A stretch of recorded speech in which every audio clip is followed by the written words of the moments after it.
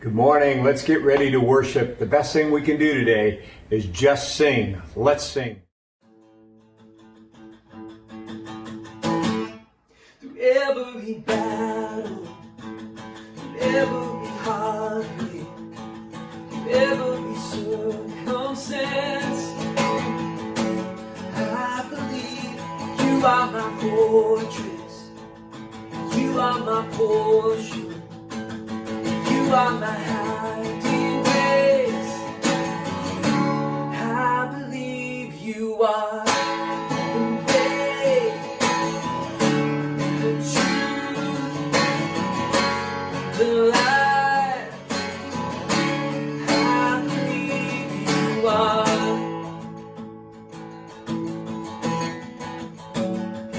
Every blessing, every promise, every breath I take, I believe you are provider, you are protector, you are the one I love. I believe you are the way, the truth, the light.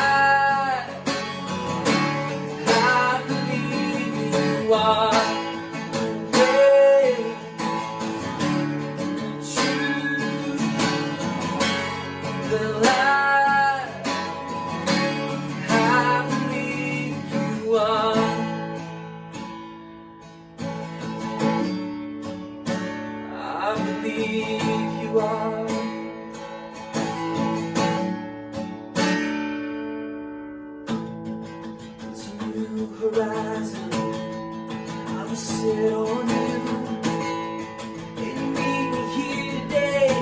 Mercies that are new, all my fears and doubts, they can all come true, because they can't stay long when I believe it.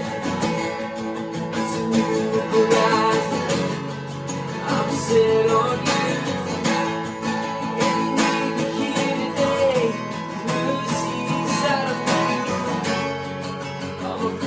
And doubts, they can all come true, because they can't stay long when I believe you are the way, the truth, yeah, the light. I believe you are the way, the truth, yeah.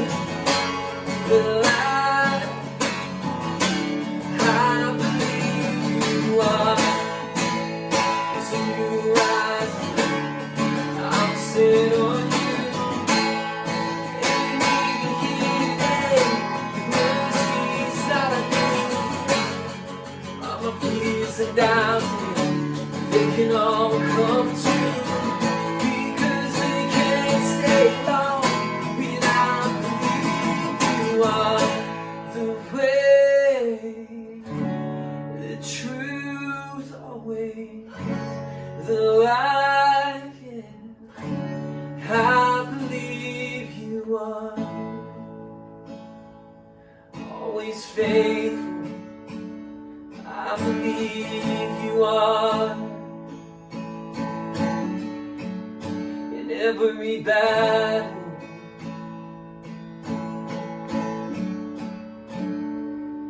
Let hope arise.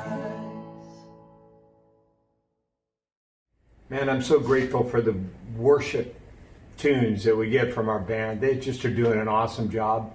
They're helping us just to sing. You know, singing does some amazing thing. It just kind of lifts your spirit. And if all you're doing is listening to news and stuff, you really need to sing. So thanks for joining us. Thanks for singing today. And thanks for being a part of these devotions. We have a great time. I watch the chat line all the time, and sometimes I think people are having more fun chatting with each other than watching my devotion. So I have a feeling that this is a way for us to all get together and just be reminded that God is God. And today's no different. I've selected again the Psalm from my daily reading. I use the One-Year Bible. One-Year Bible is just kind of food for my soul. It's just like soap for my mind. And every day, by reading and thinking, it just changes my thinking. It helps me, it sets me up for the day. And so, again, I encourage you to read the One-Year Bible with me. If you're reading along, you'll know that we're reading through Deuteronomy, but also in the New Testament, there's really some cool things that the story of Jesus is being told. And now in Psalms. And I picked the Psalms because I think they're really fitting for where we are. They're prayers. This prayer today, Psalm 74, is actually a really desperate prayer. And again, this psalm is written by Asaph. Now you remember Asaph was the worship leader. And when I read this psalm, I thought, how could that be? Because Asaph was the worship leader for David and Solomon. And that was the best time of all for the people of Israel. The sanctuary of the Lord, the temple, and everything was built. It was an amazing time. But this psalm, it talks about the destruction of the sanctuary. It talks about the problems that are happening. And so there's a couple of things. Even as we share the psalm, I want you to understand, there's some that think this psalm was written not by Asaph, but by one of Asaph's descendants. That years and years later, when the people of Israel had left their faith and not followed God, and now this new Asaph was writing a new song, a new prayer in the midst of his desperation. There's also a possibility that this Asaph was writing out a prophecy, somehow having a sense of what was going to happen. For whatever the reason, I think we can still learn from this prayer, because this prayer was a prayer of desperation. It starts this way: "Oh God, why have you rejected us so long? Why is your anger so intense against the sheep of your own pasture?" Okay, I start with this because I think we forget that it's okay to ask why. And some of you today are listening in, maybe some of you have tuned in and you're in the midst of this and say, what does God have to say in the midst of this thing? Why would God allow sickness to happen? Why would God allow the coronavirus? Why is this happening to my business? Why is this happening to my family? Why is this happening to our world? And we ask the big question, why? And I wish I had the answer. One of the things that I know is that it's okay to ask why. There really is no good answer to the whys. Even as we ask them and we can think about them, and people come up with all kinds of ideas as to why God is doing this or that. But listen, we can't pretend to understand or predict or see the future of where this is going. We just simply ask why, and it's okay to ask why. So if you're asking why, ask why. Just realize there's no answer that will satisfy you. It doesn't matter whether you're a believer or not. You're not going to be satisfied with that answer. The next verse that I picked here is verse 4. It says this: "Walk through the awful ruins of our city and see how the enemy has destroyed your sanctuary." Now, this passage really describes all the ways that the sanctuary is destroyed, and we don't have to take the time to look at that. But when I looked at that, I was thinking, here's what the prayer, this desperate prayer to God, was saying. Look at what's happening, God. You know, I think sometimes we think God is not looking. Sometimes we think maybe he's turned his head and he doesn't know what's happening. We have to remind God, hey, do you know what's happening with the coronavirus? Do you know what's happening in my family? Do you know what's happening in my relationship? You know, we think somehow that God has forgot to see. And this prayer is an honest, desperate prayer saying, God, would you please look at me? Look at what's happening here. And I'm glad that this prayer is there. I'm glad it reminds us to pray this prayer. But I want to remind you, God does see what's going on. He knows. And it's a reminder today that you can trace back all sin, all evil, all sickness, and all death to one couple that made a choice that changed everything for us. Adam and Eve changed everything for us. And when Jesus came along, he came along to be able to release that curse. That's why even if we face death, even if we face sickness, no matter what we face in our life, by faith in Jesus Christ, we can overcome this incredible curse. I think what God sees when he sees what's happening is he sees our pain and he knows what's happening, and he's not forgot us. He sent Jesus to help us, and he's still here available to help us. Verse 9 says this, we no longer see your miraculous signs, and all the prophets are gone, and no one can tell us when this will end. And boy, I think we can associate with that. We all ask ourselves the question, how long is this going to last? What's going to happen? No one can tell us when this is going to end. We can't see these signs, these miraculous signs. You know, in those days, the prophets would come and they would have a message from God. They would tell what God was saying to them, and they would know what would be coming in the future. And he's saying, hey, send us somebody that can tell us what's going to happen. I want you to think about that today. Sometimes we think that we're not able to hear from God. But I want to remind you today, God is still speaking. He doesn't speak through prophets in the same way as old, although there's still prophets today. And in some ways what we do through these devotions or prophecies or telling a message from God from his words of old. But he speaks to you. He speaks to me in our hearts and lives. If we'll listen to him, he'll help us. He doesn't always tell us what happens tomorrow, but he'll help us with today. Well, verse 12. You are my God. You, O God, are my King from ages past, bringing salvation to the earth. So he gets through with his whole desperate prayer, and then he has a prayer of faith. And that's what I think we have to do today. It's okay to pray out your desperate prayer. Ask why. Talk about what's happening. But here's the prayer. He says, you are my God from ages past, bringing salvation to the earth. You know what we need to remember? God is God. He has this.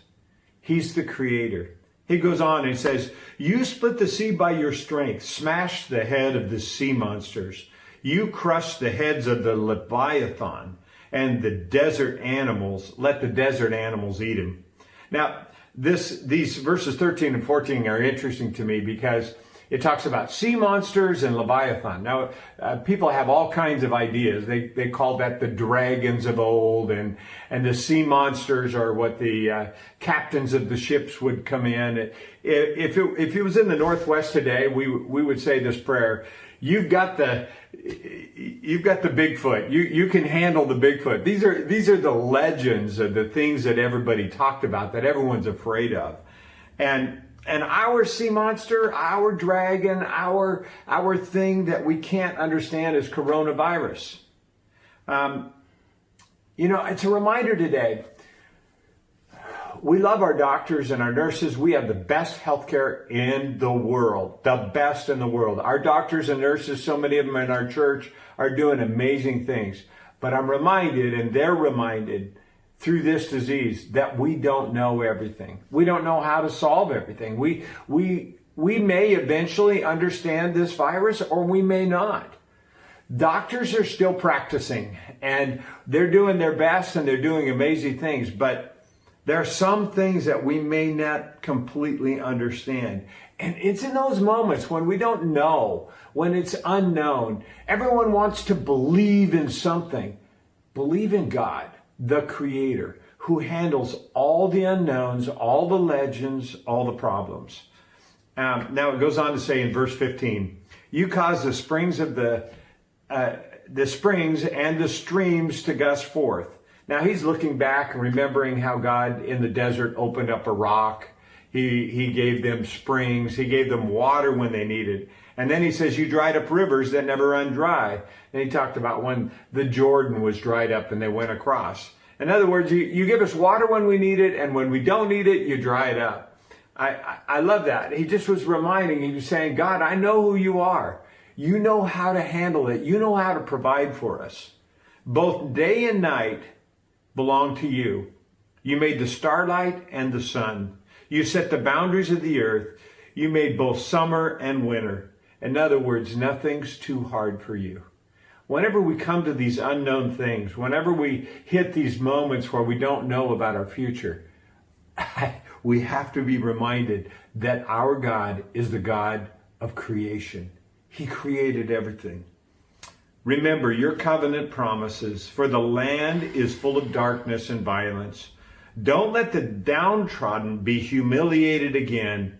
Now listen to this last sign. Instead, let the poor and the needy praise your name. Boy, if there's anything where my heart goes out, and I think most of you today, for many of us today, this is a pause in our life, and it won't create as big a problem as it does for those who are poor and needy. And our heart goes out because sometimes the solution that we have for the coronavirus may actually be killing and starving poor people. We got a call yesterday from our Mexico pastor. This just kind of broke our heart. We love Pastor Luis, and we have 10 pastors in Mexico. And because of the tourism industry going away, all of their people have been laid off. All their jobs are done. There's no money for them. Even the pastors are coming and saying, we don't have anything to eat. Could you help us with simply food? You know, I'm deeply moved at this. And I'm reminded today that along with this prayer, I can't wait to see how God's going to come through for our brothers and sisters in Mexico. But I'm also reminded today that I can be a part of that and help that. So that's the passage today. The God of the universe is worth putting your faith in. He's going to help you. Say your desperate prayer, whatever your prayer is, and be reminded today that God's going to do that. This is my list. I've been making this list every day.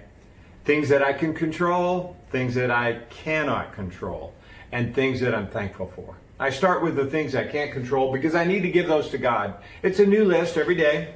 So this is my list today. I can't control what this feels like. It's always amazing. I wake up in the morning, I don't know what I'm going to feel like or what people are going to feel like. Sometimes I feel challenged. Sometimes I feel like I'm dreading the day, wondering what to do, and sometimes exciting, sometimes it's depressing. I mean, you have all these feelings. I can't control my feelings. They just kind of come and go. I wish I could, but I can't. I can't control the weather. I really want sun. Now, some of my friends called me the other day. They said, we want all the rain to happen now so that when we can get out later on, we have all the sun we need. So I don't know what you want, but we can't control the weather, whatever it is. And we can't control the government. You know, our project at Woodinville, our building project, is shut down. And so it creates hardship for us. And I wish I could say, hey, we're an essential business. We need to be able to do this. We'll do it safely and all that. But that right now we can't do anything. And so I can't control that. I wish I could. I can control the way it's playing out for our preschool teachers. It kind of breaks my heart a little bit. They love these little kids. We have almost 600 preschool kids that come and we minister to and we teach, and they love those kids and they work hard. And for them, for our preschool teachers, their job has gone away for a while. I wish I could control that. I can't. I can't control what's happening to small businesses, how they're hurting. I can't control the fear of the masses, even though 98.5% of people will recover because we have the best healthcare in the world, and because of what we're doing, our recovery rate is the best. So even if they get coronavirus, the recovery rate's amazing. I can't control the fear of the masses. I can't control anger. Interesting. When people feel out of control, they'll oftentimes choose anger to gain control. I can't control that. I can't control evil. Right now, I know because of the quarantine, abuse will happen. I know that addiction will happen. And I know that crime will happen. I can't control the news. I wish I could. Turn it off. No more than 30 minutes a day, because it will suck you down and will create the most negative approach to life that you could possibly have. But here's the things I can't control. Here's what I can control. I can control my attitude. I can choose to smile. Here's what you do. Pull out your checkbook and just laugh at it. It's being affected right now, but just smile. Pull out your pantry, or just open your pantry up and just laugh at it. Just laugh. Laugh at disaster. Smile. Now what that means is you're recognizing it's out of your control, and you know somehow God's going to come through for you. I think also you can control your outlook. Be optimistic. When you hear things, hear the best, not the worst. Look for opportunity. There's so many opportunities that are going to come because of this. We're looking for ways to grow and to be better than we've ever been. And that only happens when you have an optimistic attitude. And you can control your faith, my faith. You know, God's our creator. He has this. He's not surprised. He's not worried about what's happening. He has this. And you can control your fear. How do you control your fear? By living today, hour by hour, however you have to live it. You need to know that you have to let go of tomorrow. You have to let go of the things that you can't control and trust Him. And I can control my fear. I can control my generosity. You know, my wife and I we're moved. We're going to help our Mexico pastors. We're going to do our part. Maybe you want to help in some ways, and there's all kinds of ways that you can help. Find some way to be generous today. If you have enough, share what you have. And I can make a difference. That's something I can control. Do not let your fear keep you from making a difference in your neighborhood, in your community. Don't let your fear of coronavirus keep you from stepping up. It will be Christians that minister in the midst of all this and show their worth, because God's going to use us to make a difference. Now, here's the things I can thank God for. These are my list today. I'm thanking God for the most creative, hardworking staff. It's amazing. I'm meeting on Zoom with all my staff and all this. They're not doing less. They're doing more. They're creatively finding ways to reach out and connect to people and change their ministry. And in fact, in this time, we're growing. We're not shrinking as a church. We're growing as a church. And we're finding new ways to do things. Pretty amazing. I'm thankful for my small group. I've been meeting, I have a couple small groups. I've been meeting with them on Zoom. And it's interesting. Attendance is awesome. We want to connect in new ways. And if you're not in a small group, hey, join one. Be one. We need to be connected more than ever before. And I'm thankful that I have enough to share today. I'm thankful for my dad, who turns 90 on this April Fool's Day. He turns 90. And he has 4 grandkids in ministry. 4 grandkids in ministry. That's really cool. And most of his grandkids all are in faith. What a great legacy today. And I'm thankful for my health. And I'm thankful for my faith. I'm thankful for my family. I'm thankful for our ministry. And I'm thankful that we're God's children, that He cares for us. He knows our situation. He knows our mind, and He answers our prayer. And let me remind you today, He causes all things to work for good to those that love God. I love God. So should you. Start loving God today. It'll be all that you need.